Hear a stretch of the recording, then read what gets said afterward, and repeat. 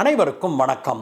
சற்று முன் நமக்கு கிடைத்த அதிர்ச்சிகரமான தகவல் நண்பர்களே, பாகிஸ்தான் ஆக்கிரமிச்சு வச்சிருக்கிற காஷ்மீர் பகுதியின் ஒரு பகுதியான கில்கித் பல்திஸ்தான் பகுதியை, அது மிகப்பெரிய பகுதி, அந்த பிராந்தியத்தையே சீனாவுக்கு விலைக்கு விற்பதற்கு பாகிஸ்தான் ரெடி ஆயிடுச்சு அப்படின்னும், இதற்கு ஒரு சீக்கிரட்டான டீலை பாகிஸ்தானும் சீனாவும் பேசி வர்றாங்க அப்படிங்கிற பயங்கரமான அதிர்ச்சிகரமான தகவல் நமக்கு கிடைச்சிருக்கு நண்பர்களே.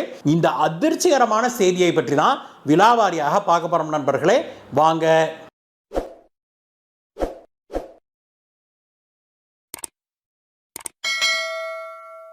நண்பர்களே, இன்றைக்கு காலையில் நமக்கு கிடைச்ச இந்த அதிர்ச்சிகரமான தகவலை கேட்டு இன்னும் கூட அந்த அதிர்ச்சியிலிருந்து மீளாமல் இருக்கிறோம் நாம்.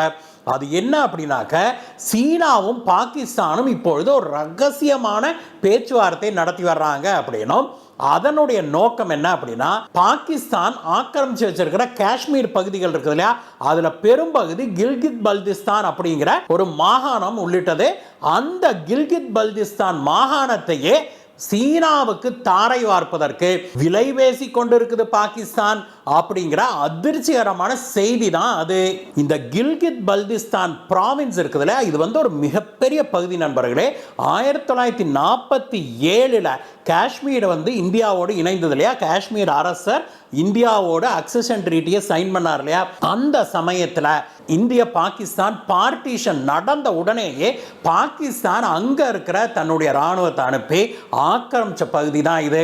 நியாயமாக இது இந்தியாவுடைய ஒரு ஒருங்கிணைந்த பகுதி. இப்பொழுது உச்சநீதிமன்றம் கூட காஷ்மீர், ஜம்மு காஷ்மீர் அரசர் இந்தியாவோடு கையெழுத்திட்டது செல்லும். ஜம்மு காஷ்மீருக்குன்னு இறையாண்மை கிடையாது, அது இந்தியாவுடைய ஒருங்கிணைந்த பகுதியின் தீர்ப்பு சொல்லியிருக்காங்க இல்லையா. அந்த அக்சஷன் ட்ரீட்டி ஜம்மு காஷ்மீர் அரசர் இந்திய பிரதமரிடம் இந்தியாவோடு நான் ஜம்மு காஷ்மீரை இணைச்சுக்கிறேன் அப்படின்னு சொன்ன பிறகும் கூட நம்முடைய முதல் பிரதமர் ஜவஹர்லால் நேரு ஐக்கிய நாடுகள் சபைக்கு போய் அங்க ஜம்மு காஷ்மீர் ஒரு டிஸ்பியூட்டட் ரீஜன் அப்படின்னு தானே வாய் விட்டு சொல்லிட்டு வந்த கதையும் நடந்தது இல்லையா. அதனுடைய ஒரு எச்சமாக தான் இன்னும் கூட அந்த பிராந்தியம் பாகிஸ்தானுடைய கண்ட்ரோல்ல இருக்குது. நியாயமாக பார்த்தால் அது இந்தியாவுடைய ஒருங்கிணைந்த பகுதி. பக்கத்து வீட்டுக்காரன் நிலத்தை பிடிச்சி வச்சுக்கிட்டு அதை வேறொருத்தனுக்கு வித்தானா இவன், அந்த மாதிரி பாகிஸ்தான் இப்பொழுது நடந்து கொண்டிருக்குது. பாகிஸ்தானுக்கு இது புதுசும் அல்ல நண்பர்களே. ஏற்கனவே 1950களிலேயே ஜம்மு காஷ்மீர் பிராந்தியத்தில் இந்த கில்கித் பல்திஸ்தானுக்கு மேல சாக்ஷம் வேலிங்கிற ஒரு பகுதியை ஏற்கனவே சீனாவுக்கு எழுதி கொடுத்த நாடு தான் பாகிஸ்தான். இந்தியாவுடைய பகுதி தான் அது, அதை தூக்கி சீனாவுக்கு அவன் எழுதி கொடுத்தான். ஆனால் அப்பொழுது இருந்த காங்கிரஸ் அரசாங்கங்கள் வாய்மூடி மௌனியாக நின்றதையும் நாம் பார்த்திருக்கிறோம். அப்பொழுது அந்த சாக்ஷம் வேலி பிராந்தியத்தை, அது இத்தனோடு பிராந்தியம் தான், நீங்கள் மேப்பில் பார்த்தீங்கன்னா சின்னதாக தான் தெரியும். அதை எதுக்காக சீனாவுக்கு எழுதி கொடுத்துச்சு அப்பொழுது அப்படின்னா, சீனா ராணுவ ரீதியில் தனக்கு உதவிகளை செய்ய வேணும் அப்படிங்கிறதுக்காக, மிலிட்டரி சப்போர்ட்டுக்காக சீனாவுக்கு பாகிஸ்தான் அதை எழுதி கொடுத்தது அப்படின்னு சொல்லப்படுது. அதற்கு பிறகு இன்றைக்கு வரைக்கும் இந்த சாக்ஷம் வேலியை தானே தான் வச்சிருக்குது சீனா. அதற்கு பிறகு இப்பொழுது பாகிஸ்தான் பயங்கரமான ஒரு பொருளாதார சிக்கல்ல இருக்குது.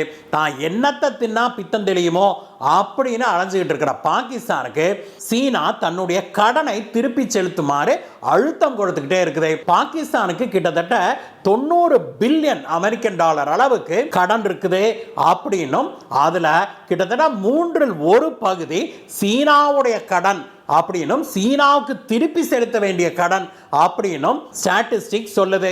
அதனால தானோ என்னமோ சீனாவுடைய கடனை திருப்பி செலுத்துவதற்கு பிராயச்சித்தமாக அதற்கு கொஞ்சம் கால அவகாசம் கேட்டு இந்த கில்கித் பல்திஸ்தான் பிராந்தியத்தை சீனாவுக்கு தான் திருப்பி கொடுக்க வேண்டிய பணத்துக்கு பதிலாக அந்த வட்டியாவது குறைச்சிக்கோங்க சாமி அப்படின்னு இந்த கில்கித் பல்திஸ்தான் பிராந்தியம் முழுவதையுமே சீனாவுக்கு தான் எழுதி கொடுப்பதற்கு தயாராக இருக்குது அப்படின்னு செய்திகள் வெளிவந்திருக்குது. ஆனால் இது பற்றி செய்தியாளர்கள் கேள்வி எழுப்பிய போது பாகிஸ்தானுடைய federal minister for information, broadcasting and parliament affairs ஆன முர்தாசா, அப்படியெல்லாம் எதுவும் இல்லை சாமி, நாங்கள் அப்படியெல்லாம் வைக்கலாம் மாட்டோம் அப்படின்னு சொல்லி ஒரு உதார விட்டுருக்கிறாரு. அதே சமயத்தில் டிசம்பர் 9, 2023 அன்றைக்கு நடந்த இன்னொரு அக்ரிமெண்ட் பற்றியும் நாம தெரிஞ்சு கொள்ள வேணும். அன்றைக்கு சரியாக சொன்னோம்னா டிசம்பர் 9, 2023 அன்றைக்கு சீனாவுடைய கன்ஷு அப்படிங்கிற ஒரு மாகாணமும் பாகிஸ்தான் கண்ட்ரோல்ல இருக்கிற ஆனால் இந்தியாவுடைய ஒரு ஒருங்கிணைந்த பகுதி அப்படின்னு நம்ம சொல்லுகிற கில்கித் பல்திஸ்தான் மாகாணம் இரண்டும் ஒரு அக்ரிமெண்ட் ஒன்று போட்டிருக்கிறாங்க. அந்த மெமரண்டம் ஆஃப் அண்டர்ஸ்டாண்டிங்ல அவங்க என்ன சொல்லியிருக்கிறாங்கன்னா, இந்த கன்ஷு மாகாணமும் இந்த கில்கித் பல்திஸ்தான் மாகாணமும் ட்வின்னிங் சிஸ்டம் போல ட்வின்ஸ் போல ஒன்றாக இணைந்து செயல்படும். இந்த கன்ஷு மாவட்டம் இந்த கில்கித் பல்திஸ்தானுக்கு தேவையான இந்த மலை பிராந்தியத்தில் விவசாயம் செய்வதற்கு தேவையான தொழில்நுட்பம் மற்றும் பலவிதமான சேவைகளையும் தொழில்நுட்பத்தையும் வழங்குவதற்கு முன்வந்திருக்குது. இரண்டும் ஒன்றாக இணைந்து நாங்கள் செயல்பட போறோம் அப்படின்னு சொல்லி ஒரு மெமரண்டம் ஆஃப் அண்டர்ஸ்டாண்டிங்ல அவங்க கையெழுத்திட்டு இருக்கிறாங்க. இந்த எம்ஓயுவை சுட்டிக்காட்டுகிற பல வல்லுநர்கள் என்ன சொல்றாங்க அப்படின்னா, இதுவரைக்கும் பாகிஸ்தானும் சீனாவும் அவங்களுடைய தனிப்பட்ட மாகாணங்கள் இப்படி ட்வின்னிங் அக்ரிமெண்ட்லாம் போட்டது கிடையாது. இப்படிப்பட்ட தனிப்பட்ட அக்ரிமெண்ட்லாம் போட்டது கிடையாது.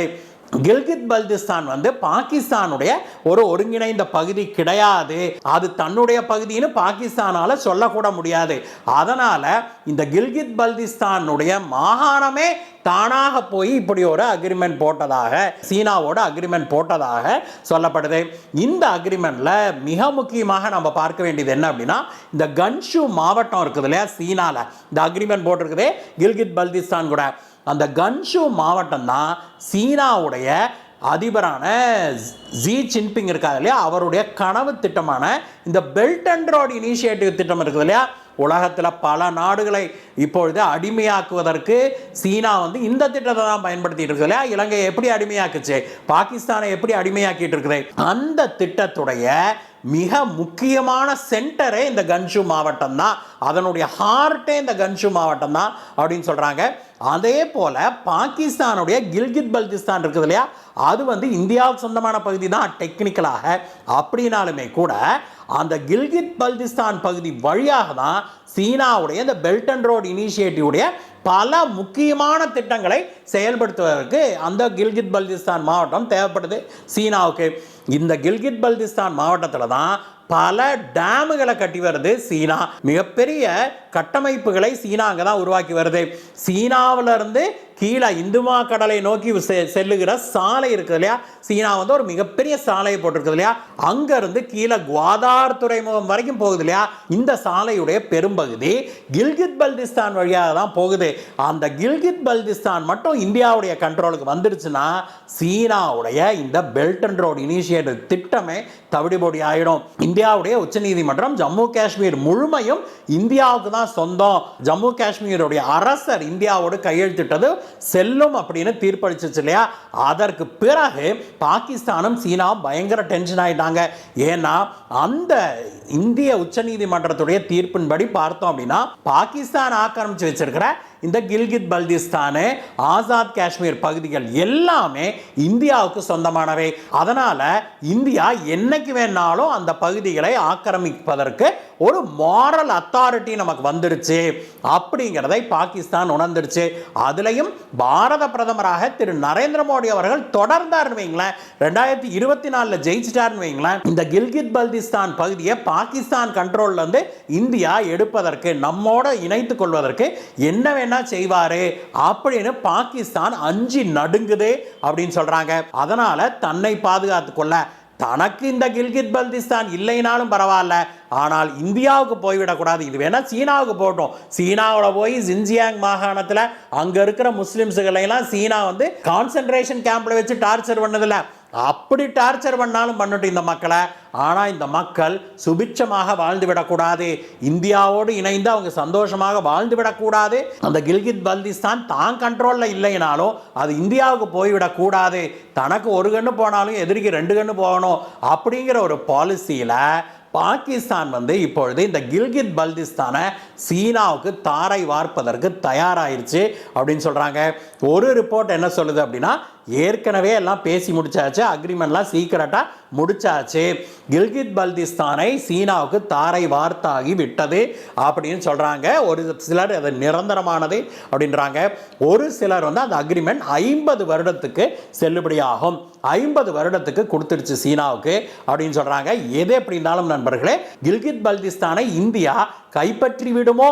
பாரத பிரதமர் திரு நரேந்திர மோடி அவர்களுடைய இந்த ஸ்ட்ராங்கான அரசாங்கம் கில்கித் பல்திஸ்தான் மற்றும் பாகிஸ்தானை ஆக்கிரமிச்சு வச்சிருக்கிற காஷ்மீருடைய பிற பகுதிகளான ஆசாத் காஷ்மீர் உள்ளிட்ட எல்லா பகுதிகளையும் இந்தியா திரும்ப பிடிச்சிடுமோ, இந்தியா வந்து படைகளை அனுப்பி தன்னோடு இணைத்து கொள்ளுமோ அப்படின்னு பாகிஸ்தான் இந்தியாவை கண்டு, திரு மோடி அவர்களை கண்டு அஞ்சி நடுங்குது அப்படிங்கிறது தெளிவாகுது.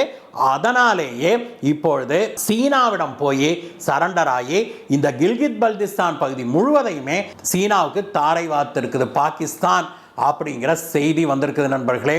இந்த விஷயம் வெளிவந்த பிறகு நம் மனசில் ஓடுற கேள்வி எல்லாம் ஒன்று தான். சீனா இப்போ கில்கித் பல்திஸ்தானை கண்ட்ரோல் எடுத்துருச்சு அப்படின்னாக்க இந்தியா அதை எப்படி திரும்ப பிடிக்கும்? இதை பற்றி நீங்கள் என்ன நினைக்கிறீங்க? சீனா வந்து ஃபுல் கண்ட்ரோல் எடுத்துருச்சுன்னு வச்சுக்கோமே கில்கித் பல்திஸ்தானை, மீண்டும் அந்த பகுதிகளை அதையும் ஆசாத் காஷ்மீரையெல்லாம் இந்தியாவோடு இணைப்பது அப்படிங்கிறது சாத்தியமானதா? நீங்கள் என்ன நினைக்கிறீங்க? கமெண்ட்ஸில் சொல்லுங்கள் நண்பர்களே. இந்த வீடியோ பிடிச்சிருந்தது அப்படின்னாக்க உங்கள் நண்பர்களோடு ஷேர் பண்ணுங்கள். இந்த வீடியோவை பற்றிய உங்களுடைய கருத்துக்களை சொல்லுங்கள் நண்பர்களே. மீண்டும் உங்களை வேற ஒரு வீடியோ சந்திக்கிறேன். Guys, bye bye.